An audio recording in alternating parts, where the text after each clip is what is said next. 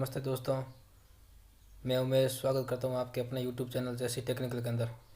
दोस्तों, आज के इस वीडियो में हम बात करने वाले हैं कि आप अगर अपने इलाके में गौशाला ओपन करना चाहते हैं तो उसका गौशाला का रजिस्ट्रेशन कराने का प्रोसीजर क्या है, वो आज हम इस वीडियो में स्टेप बाय स्टेप चर्चा करेंगे। तो उससे पहले दोस्तों, अगर आपने हमारे YouTube चैनल जैसी टेक्निकल को सब्सक्राइब नहीं किया है तो ये सब्सक्राइब बटन दिया हुआ है, सब्सक्राइब बटन पर क्लिक करके आप चैनल को सब्सक्राइब कर लीजिए और ये बेल आइकन को भी आप ज़रूर प्रेस कीजिए ताकि मेरे द्वारा डाली गई वीडियो आप तक सबसे पहले पहुंचे।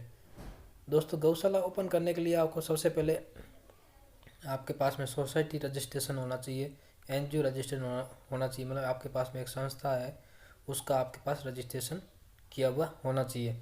उसके बाद आप अपने ग्राम पंचायत में, तहसील स्तर पर, जिला स्तर पर, जहाँ पे भी आप गौशाला ओपन करना चाहते हो वहाँ आप गौशाला ओपन कर सकते हो। उसका क्या क्राइटेरिया, आप उसको गौशाला के लिए आप आवेदन कहाँ पे करेंगे, किस प्रकार से आवेदन करेंगे, आवेदन में फॉर्म किस प्रकार का फॉर्म है, वो इस वीडियो में हम स्टेप बाय स्टेप जानेंगे।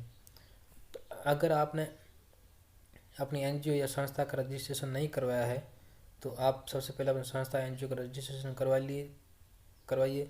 और उससे पहले आपको एक BRN नंबर लेना होगा। और BRN नंबर कैसे लेते हैं, संस्था का रजिस्ट्रेशन कैसे कराते हैं, उसके लिए मैंने एक अलग से सेपरेट वीडियो बना रखा है जिनका लिंक मैं डिस्क्रिप्शन में दे दूंगा और ऊपर आई बटन में भी दे दूंगा। तो आप वहाँ जा करके वो लिंक से आप वीडियो देख करके वो आप उनकी जानकारी ले सकते हैं।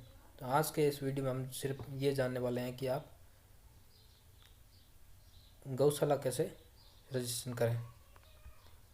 तो उसके लिए दोस्तों, आपको सबसे पहले आपको एक अपनी SSO ID बना लेनी है। अगर आपकी SSO ID नहीं बनी हुई है तो कैसे बनाई जाती है वो भी मैं उसका भी अलग से वीडियो बना हुआ है जिसका लिंक मैं डिस्क्रिप्शन में दे दूँगा, आप वो जाके देख सकते हैं। तो सबसे पहले आपको अपनी SSO में लॉगिन कर लेना। आप जैसे ही अपनी SSO ID में लॉगिन हो जाएंगे, लॉगिन होने के बाद में दोस्तों आपके सामने ऐसी विंडो ओपन हो जाएगी। ये आइकन आपके पास सामने ओपन हो जाएगा। इसके बाद में दोस्तों आपको है जो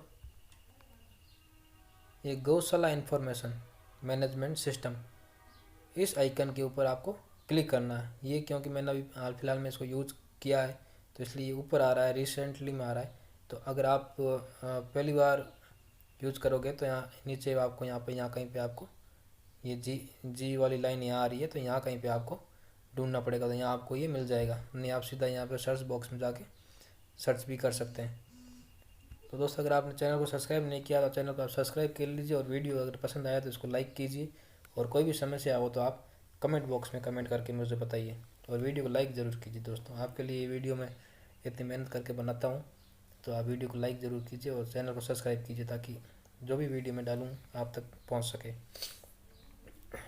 तो उसके बाद में दोस्तों आपको ये गौशाला इन्फॉर्मेशन सिस्टम के ऊपर आपको मैनेजमेंट के ऊपर आपको क्लिक करना है। आप जैसे ही मैनेजमेंट के ऊपर क्लिक करोगे ये आपको गौशाला डिपार्टमेंट की, गौपालन डिपार्टमेंट की जो भी है निदेशालय की वेबसाइट के ऊपर लेके आ जाएगा।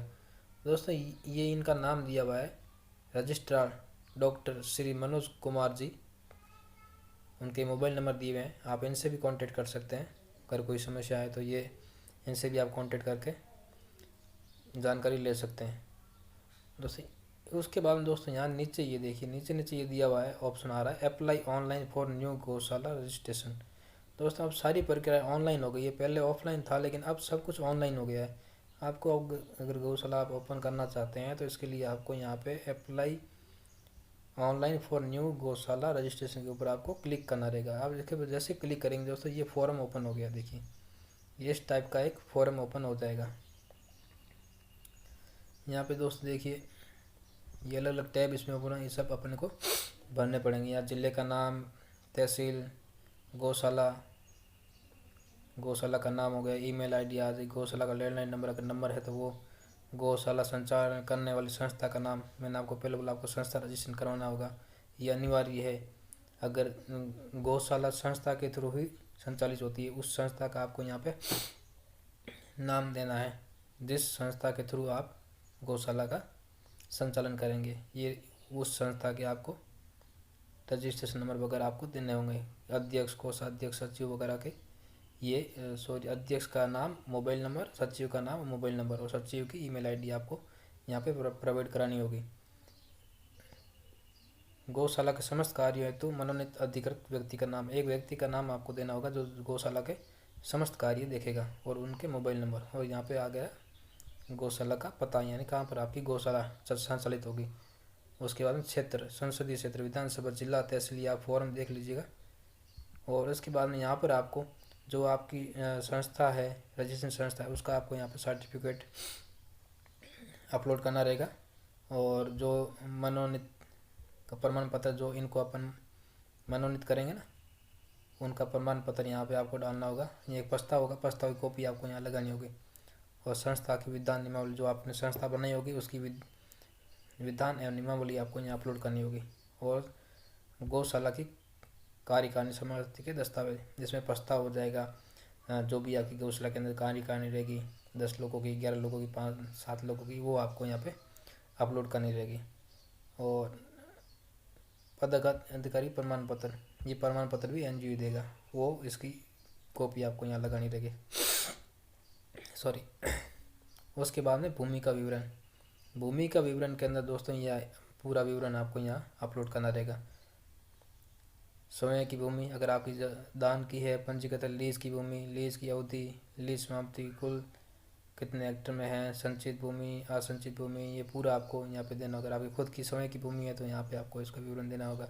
अगर रेंट पे ले रखी है या किसी ने दान की है तो वो भी यहाँ पे उपलब्ध कराना होगा। उसके बाद में गौशाला के संबंधित दस्तावेज, गौशाला के भूमि संबंधित दस्तावेज, यानी आपने रेंट पे लिए, किराए पे लिए, तो उसका एग्रीमेंट आपको यहाँ अपलोड करना होगा। खसरा नंबर वगैरह जो भी है वो पूरा का पूरा यहाँ पे अपलोड करना रहेगा। और एक ये छाया चित्र है जो PDF के अंदर आपको कन्वर्ट करके इसमें अपलोड करना रहेगा। और उसके बाद में आपको यहाँ पे सेव कर लेना फॉरवर्ड। यहाँ पे ब्लॉक अधिकारी को रिमार्क, ब्लॉक यानी आप कुछ भी लिखना चाहते हैं तो अपने लिख करके आगे फॉरवर्ड कर सकते हैं। उसके बाद में आएगा दोस्तों गौशाला के बैंक खाते का विवरण। यहाँ पे आपको गौशाला के बैंक खाते का विवरण है जो पूरा स्टेप बाय स्टेप पूरा डाल लेना है। IFSC कोड नंबर, बैंक का नाम, जिले का नाम, ये सब कुछ आपको, खाता नंबर, ये आपको संस्था, खाता है संस्था का नाम, किस नाम से खाता है, वो निरश्चय की प्रतिलिपि आपको डालनी है, अपलोड करनी रहेगी यहाँ पर। उसके बाद में दोस्तों अगला आएगा गौशाला की आय, यानी कितने गौशाला की आय कितनी है, पिछले 3 वर्ष की या गत वर्ष की आय आपको यहाँ पे डालनी है। और आपने किस फर्म से ऑडिट करवाई है उस ऑडिट वाली फर्म का नाम भी डालना है। और ऑडिट जो कराई है आपने वो यहाँ पे अपलोड करनी रहेगी। ये करने के बाद में गोवंश का विवरण, ये वाला ऑप्शन ओपन होगा। गोवंश के विवरण के अंदर दोस्तों ये देखिए, नर गोवंश बड़े 3 वर्ष अथवा अधिक, यानी जो बड़े गोवंश है नर यानी बैल, उनका आपको यहाँ पे विवरण डालना है। और छोटे 3 वर्ष से कम, जो 3 वर्ष से कम है वो इनका यहाँ डालना। जैसे मैंने यहाँ डाल दिया 10, और 10 डालने के बाद में यहाँ पे 10 डाल दिया।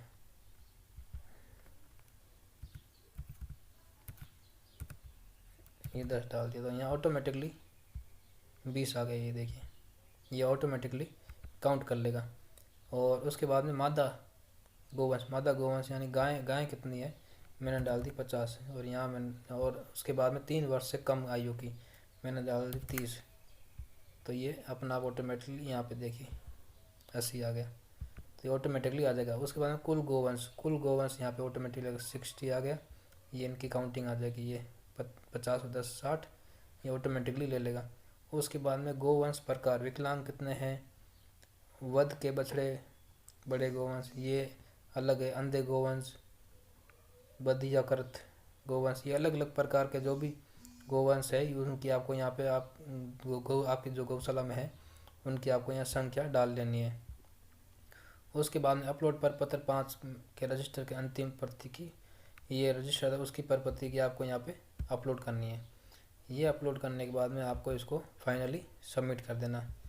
ये सबमिट करने के बाद में दोस्तों ये है जो डिपार्टमेंट के पास में चला जाएगा। ये पूरा फॉर्म भरने के बाद में आप इनसे, डॉक्टर मनोज कुमार जी से आप संपर्क कर सकते हैं। ये नंबर दिए हुए हैं, और जो भी कमी होगी ये आपको बता देंगे। और आप ये इस प्रकार से आप इस गौशाला का आप रजिस्ट्रेशन ऑनलाइन करवा सकते हैं। एक बार गौशाला का रजिस्ट्रेशन ऑनलाइन होने के बाद में, उसके बाद में ये अप्लाई ऑनलाइन फॉर गौशाला एड्स, मैंने अनुदान के लिए, आप अनुदान के लिए भी आप इसके ऊपर आवेदन कर सकते हैं। तो उसकी क्या प्रक्रिया रहेगी उसका मैं एक अलग से सेपरेट वीडियो बना दूंगा, और वो वीडियो बना के मैं इस पर अभी अपलोड कर दूंगा। तो आप चैनल को आप सब्सक्राइब कर लीजिए और बेल आइकन को भी ज़रूर प्रेस कर लीजिए, ताकि जैसे ही मैं इससे संबंधित वीडियो लेके आऊँ तो वो आप तक पहुँच जाए। और अगर वीडियो आपको इन्फॉर्मेटिव लगा हो तो आप वीडियो को लाइक कीजिए, और कोई भी समस्या हो तो आप कमेंट बॉक्स में कमेंट करके बता सकते हैं।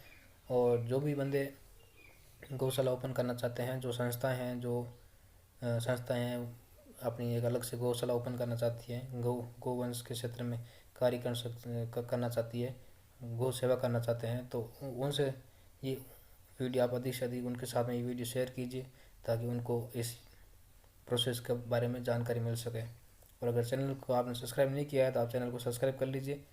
और मिलते हैं अगले वीडियो में। जय हिंद, जय भारत।